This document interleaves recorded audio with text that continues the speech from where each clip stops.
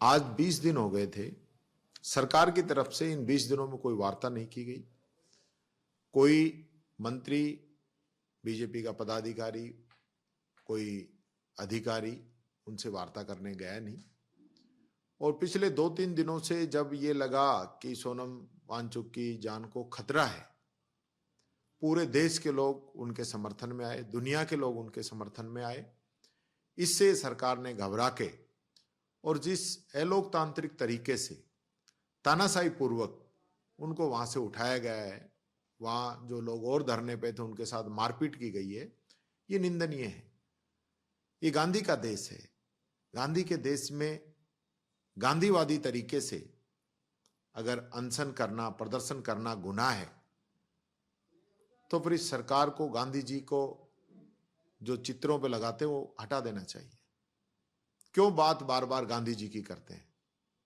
और गांधी जी की भावना थी कि गांधी जी ने देश की लड़ाई के अंदर भी कई बार ऐसे अनशन किए।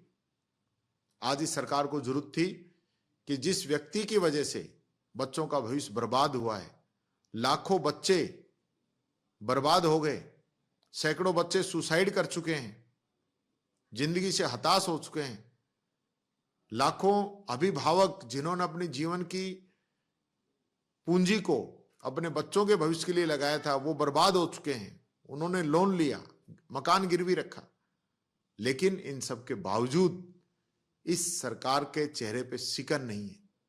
धर्मेंद्र प्रधान जी, जिनकी जिम्मेदारी थी कि वो पेपर जो है सही तरीके से कराते, बच्चों के भविष्य से खिलवाड़ करते रहेंगे लोग।